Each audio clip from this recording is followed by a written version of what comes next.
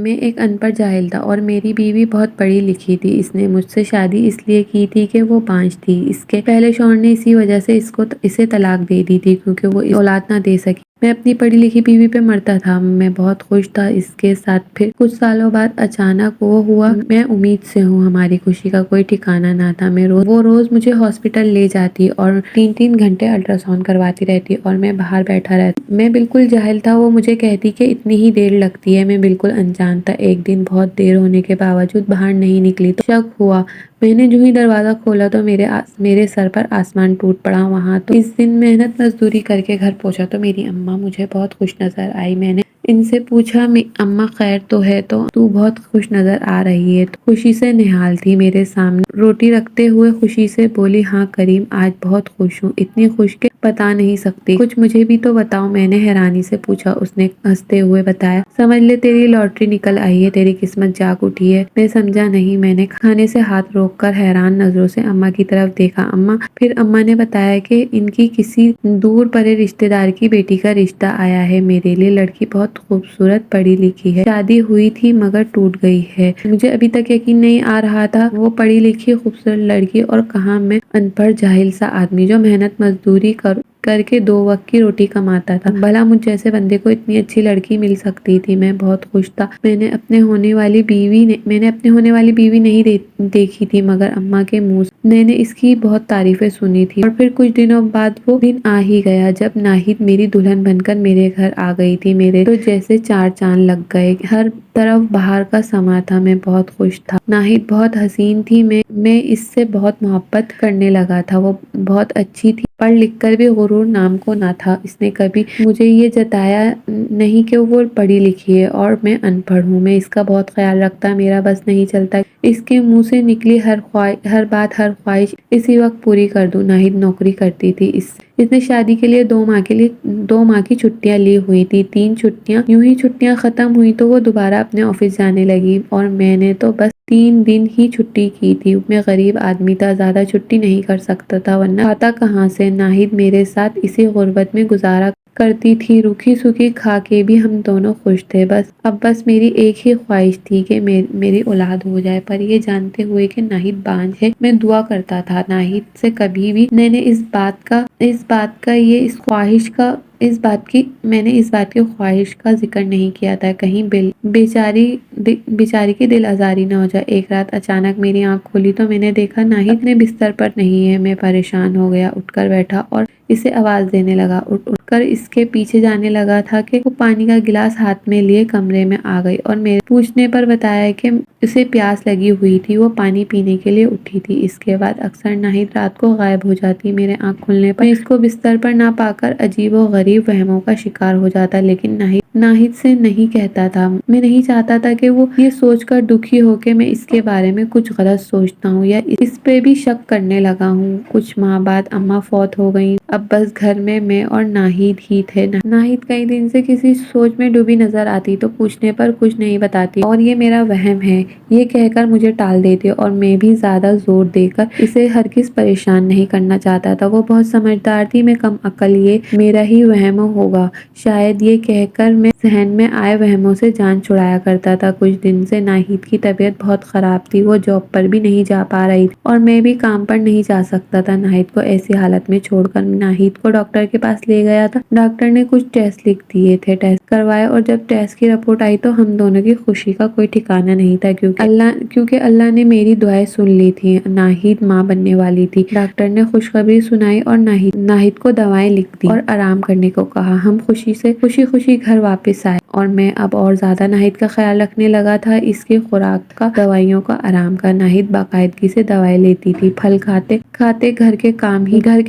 بھی میں ہی کرتا۔ ناہید کی ایسی حالت نہیں تھی۔ صبح اس کا اور اپنا ناشتہ بنا کے اس کو اپنے سامنے کھلا کر پھر کام پر نکلتا، واپس آ کر کھانا بنانا، برتن دھونا، اپنے اور ناہید کے میلے کپڑے بھی دھونا۔ بقول ناہید کے میں نے اسے ہاتھ کا چھالا بنا کر رکھا تھا۔ کچھ دنوں سے ناہید کی حالت کچھ سنبھلی ہوئی تھی۔ میں نے بھی سکون کا سانس لیا، ورنہ کام پر جاتے وقت بھی سارا दिन नाहिद کی فکر لگی رہتی تھی۔ اس نے پھر سے جاب پر جانا شروع کر دیا تھا۔ اتنی اچھی جاب کو چاہتی تھی، مجھے اس کی نوکری کوئی ضرورت نہیں تھی، نہ ہی کبھی میں نے اس سے پیسے مانگے، نہ یہ پیسوں کا کیا کرتی ہے۔ وہ خود بتاتی کہ وہ اپنی تنخواہ بینک میں رکھوا دیتی ہے، آگے جا کر ہمارے کام آئیں گے، پیسے دیکھا جائے گا۔ ہم دونوں کا خرچہ تھا ہی کتنا، مکان اپنا تھا، سبزی گھر میں اگائی ہوئی تھی، میری کمائی سے گزارا ہو ہی جاتا۔ ایک دن میں گھر میں آیا تو ناہید گھر پر نہیں تھی۔ وہ مجھ سے 2 گھنٹے پہلے گھر آ جایا کرتی تھی۔ میں پریشان ہو گیا، اس کا نمبر ملایا تو نمبر بھی آف جا رہا تھا۔ میں سر پکڑ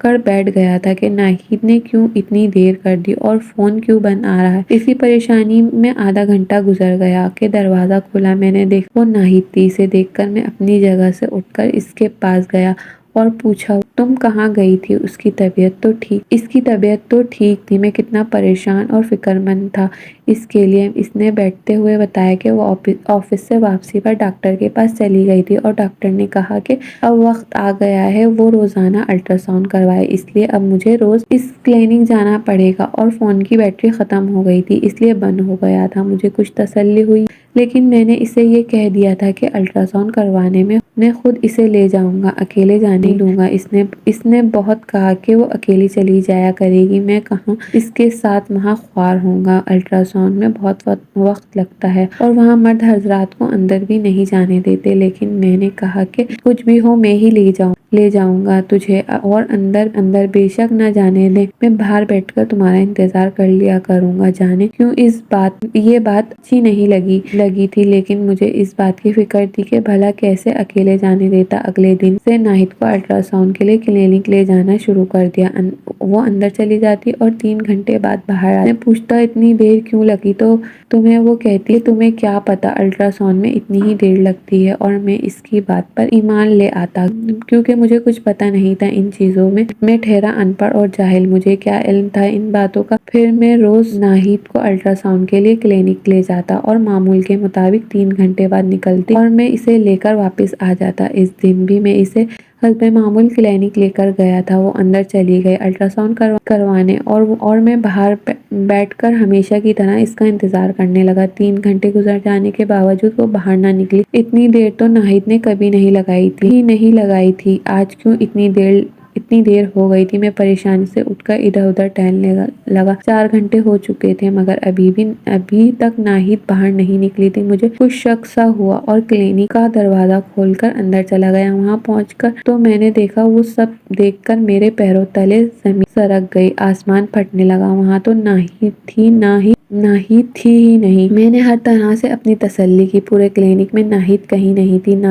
لاچار میں واپس آ کر بیٹھ گیا اور طرح طرح کے خیالات میرے ذہن کے پردے میں گھوم رہے تھے۔ میں پریشانی سے اپنے ہاتھ مسل رہا تھا، کبھی پسینہ پہنچ رہا تھا، میرا دل بیٹھا جا رہا تھا کہ ایسے میں مجھے ناہید کلینک سے باہر آتے ہوئے دکھائی دی۔ میں نے خود پر اچھی طرح قابو پانے کے بعد اس سے دیر کرنے کی وجہ پوچھی۔ اس نے آرام سے بتایا کہ آج بہت رش تھا کلینک میں، میری باری بہت دیر کے بعد آئی۔ میں نے مزید کچھ نہیں پوچھا اور اسے لے کر خاموشی کے ساتھ واپس گھر آ گیا۔ میں بہت کشمکش میں تھا، ساری رات نہ سو سکا، یہ سوچ کر کہ ناہید آخر کہاں گئی تھی۔ ساری رات جاگ کر اور سوچ کر میرا سر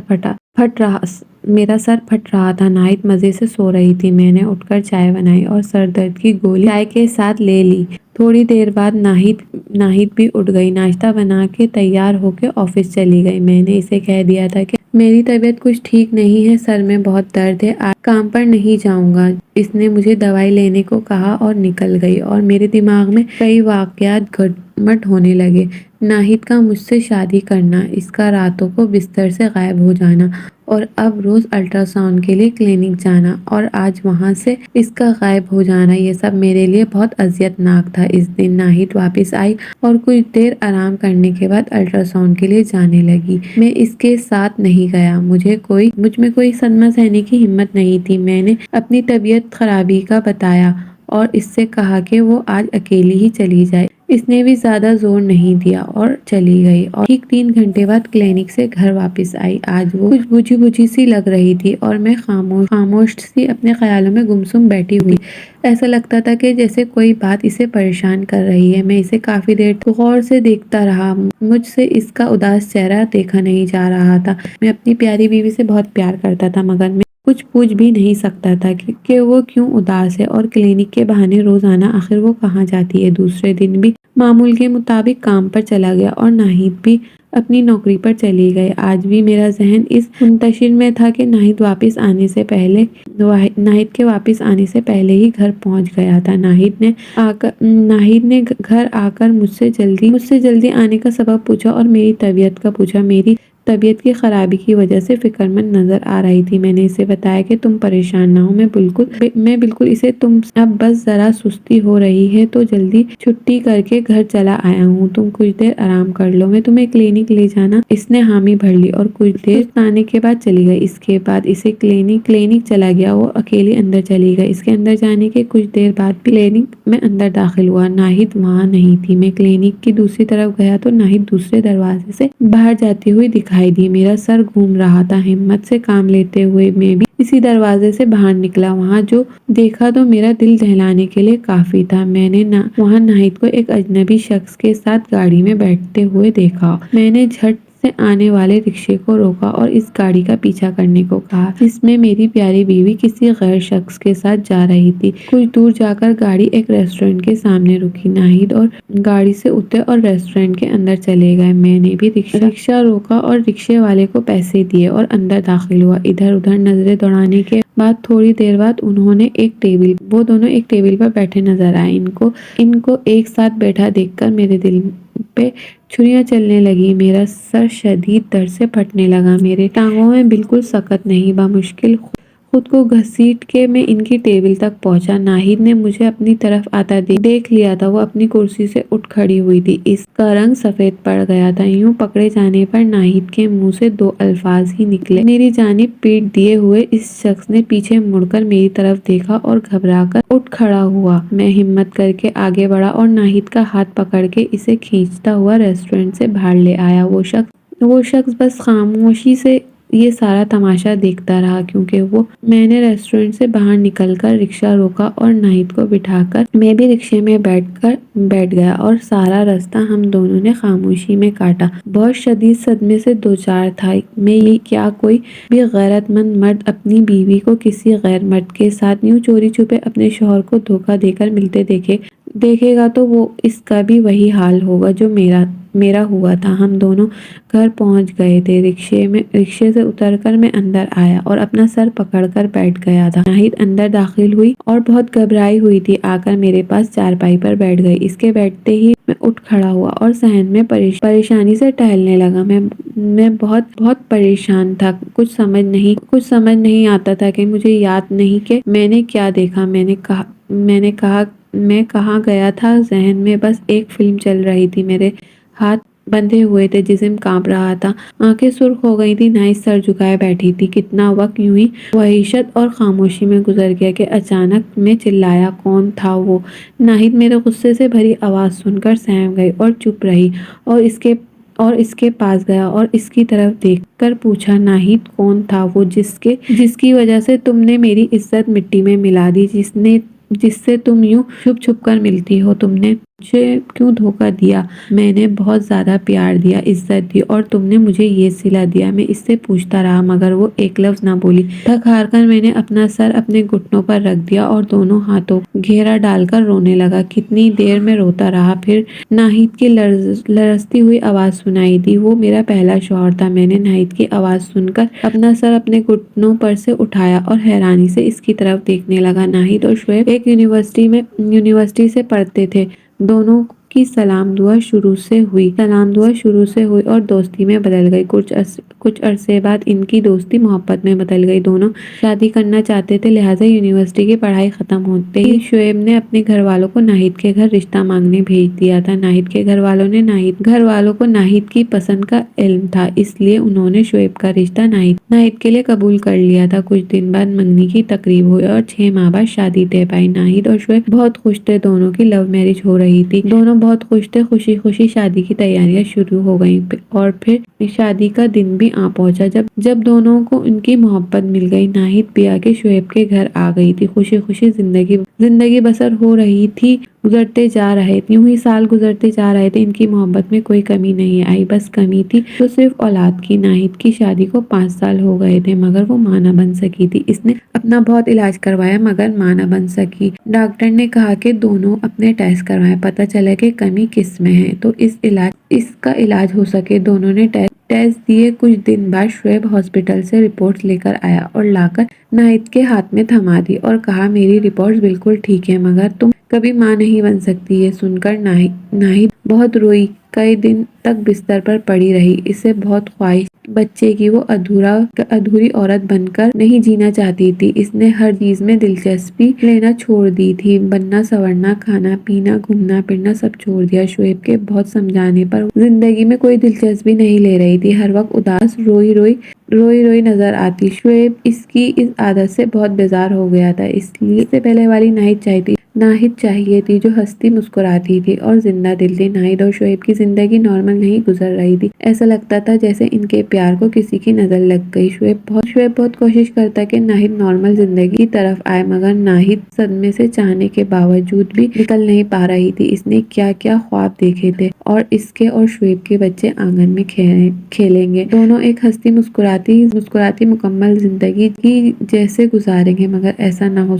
ہو سکا۔ اس کے اس رویے سے بہت دل برداشتہ ہو گیا تھا۔ اس سے بہت سمجھایا تھا اسے بچہ نہیں چاہیے اور کوئی بچہ گود بھی لے سکتے ہیں مگر ناہید کو تو اپنا بچہ ہی چاہیے تھا۔ وہ اب کوشش کرنے لگی کہ شعیب کو اس سے کوئی شکایت نہ ہو، دل سے دکھی ہونے کے باوجود بھی خوش رہنے کی کوشش کرتی۔ شعیب اس کے اندر آنے والی تبدیلی دیکھ کر مطمئن تھا۔ کچھ دن تک سب کچھ ٹھیک تھا مگر پھر کوئی ایسی بات ہو جاتی ہے، ناہید پہلے جیسی حالت میں واپس آ جاتی ہے۔ اس کے نتیجے میں اکثر ان کی لڑائی ہو جاتی ہے، بحث و تکرار، چھوٹے چھوٹے جھگڑے اب روز کا معمول بن چکے۔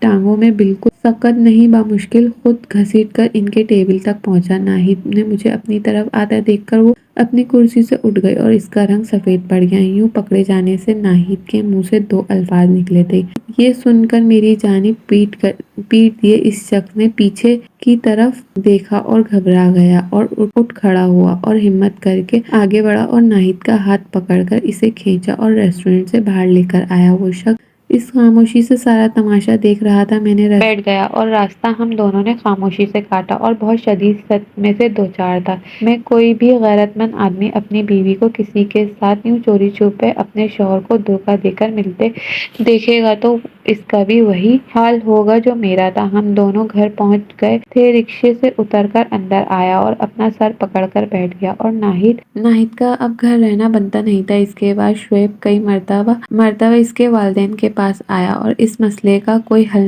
نکلے مگر اس کے والدین نے کہا کہ اب یہ شادی ختم ہو گئی ہے، تم ناہید کا پیچھا اب چھوڑ دو۔ وہ تنگ آ کر مسجد کے مولوی کے پاس گیا مگر وہاں بھی کوئی خاطر خواہ جواب نہ ملا۔ وہ بہت پریشان تھا مگر اس کے ایک دوست نے اسے کہا کہ فلاں جگہ پہ مفتی صاحب بیٹھتے ہیں، ان سے مشورہ کر۔ جا کر وہاں بھی گیا تو اپنے آنے کا مقصد بیان کیا۔ مفتی صاحب نے کہا طلاق ہو چکی ہے لیکن حلالے کے بعد وہ اس سے دوبارہ شادی کر سکتا ہے۔ وہ خوش ہوا کہ کوئی صورت تو نکلی ناہید کو دوبارہ پانے کی۔ وہ ناہید کو فون کرتا رہا تاکہ ایک بار مجھ سے مل لو، مسئلے کا حل نکالنا ہے۔ ناہید اس کے بہت زور دینے پر مان گئی اور شعیب سے ملنے پر اسے مفتی صاحب کی بات بتا دیا اور کہا کہ اب صرف یہی راستہ ہے ہمارے پاس پھر سے ایک ہونے کا کہ تم کسی شخص سے شادی کر لو جو تمہیں کچھ عرصے بعد طلاق دے دے اور اس کے بعد ہی ہم دوبارہ شادی کر سکتے ہیں۔ ناہید یہ سن کر پریشان تھی اور کہا کہ ایسا کون ہو جو مجھے کچھ عرصے بعد طلاق دے دے۔ دونوں اس دن دیر تک اس موضوع پر بات کر رہے تھے۔ گھر آ کر ناہید دیر تک سوچتی رہی، ایسا کون جو اس سے شادی کر لے اور طلاق دے دے۔ تب اسے کریم کا خیال آیا جو ایک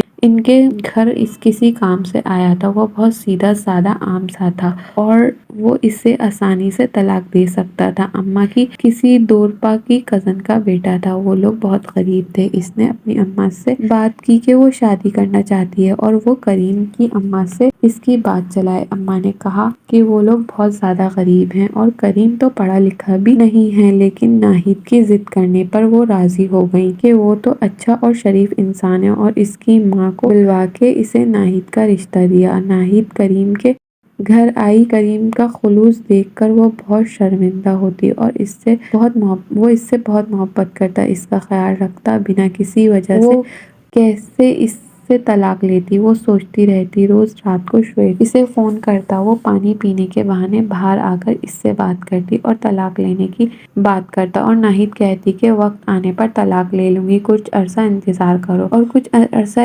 عرصے بعد اس کی طلاق کا مطالبہ کرنے والی تھی کہ اس کی طبیعت خراب ہو گئی۔ اسے پتہ چلا کہ ماں بننے والی ہے۔ وہ بہت حیران تھی کہ میں تو بانجھ تھی، میں کیسے ماں بن سکتی ہوں۔ وہ اپنے میکے گئی، وہاں سے پرانی رپورٹ ڈھونڈی جس میں لکھا تھا کہ وہ کبھی ماں نہیں بن سکتی۔ وہ اسی ڈاکٹر کے پاس گئی اور رپورٹ اس کے سامنے پھینک کر پوچھنے لگی کہ وہ تو بانجھ تھی، پھر میں ماں کیسے بن گئی؟ نئی رپورٹس بھی اسے دکھائیں۔ ڈاکٹر گڑبڑائی اور شرمندہ ہوئی اور کہا کہ تم بانجھ نہیں تھی۔ ڈاکٹر نے اس پر انکشاف کیا اور بتایا کہ بانجھ تمہارا شوہر تھا، وہ باپ نہیں بن سکتا تھا، اسی کے کہنے پر اس نے وہ غلط رپورٹس بنائی تھیں۔ اسے یقین نہیں آ رہا تھا کوئی اس کے ساتھ اتنا بڑا دھوکہ کیسے کر سکتا ہے۔ اسے بہت بڑا دھچکا لگا تھا۔ اب وہ اسے روز الٹرا ساؤنڈ کے بہانے ملنے لگی تھی اور اسے بتایا کہ وہ سچ جان چکی ہے۔ وہ معافی مانگتا اور کہتا کہ بس اسے ہونا نہیں چاہتا تھا۔ وہ اسے کہتی کہ اب وہ کریم کے ساتھ ہی رہنا چاہتی ہے، وہ بہت اچھا انسان ہے اور وہ چھوڑ نہیں سکتی جبکہ وہ اس کے بچے کی ماں بننے والی ہے، اور یہ اگر وہ ماں نہ بنتی تو وہ کبھی یہ جان نہ پاتی کہ شعیب نے اسے دھوکہ دیا ہے۔ اس دن وہ اس سے آخری بار ملنے گئی تھی اور صاف بتایا کہ وہ اب کریم کے ساتھ ہی رہے گی۔ جب کریم اس کا پیچھا کیا تو ریسٹورنٹ میں دونوں کو ایک ساتھ دیکھ لیا اور خاموشی سے سارا قصہ سنتا رہا، اور ہمارا دل مطمئن ہو گیا۔ یہاں آ کر کے ناہید نے مجھے دھوکہ نہیں دیا بلکہ اس کے ساتھ دھوکہ کیا گیا ہے۔ میں نے اسے گلے لگا لیا، اس نے مجھے پہلے کیوں نہیں بتایا کہ یہ سب؟ وہ روتے ہوئے بولی کہ وہ بہت پریشان تھی، کچھ سمجھ نہیں آ رہا تھا، اور آج کے بعد شعیب کبھی اس کے پیچھے نہیں آئے گا۔ یہ سن کر شکر ادا کرنے لگا کہ مجھے ناہید جیسی بیوی ملی۔ اسے اس حالت میں مزید پریشان نہیں کرنا چاہتا تھا۔ اس کو آنسو پوچھے اور اسے اندر لے آیا اور تسلی دی کہ مجھے اس سے اب کوئی گلہ نہیں، اور اب ہم بہت خوش رہیں گے اپنے بچوں کے ساتھ انشاءاللہ۔ وہ مسکرائی اور اطمینان کا سانس لیا۔ اگر آپ کو آج کی کہانی اچھی لگی ہو تو ویڈیو کو لائک کریں، کمنٹ کریں، شیئر کریں اور چینل کو سبسکرائب کرنا نہ بھولیں۔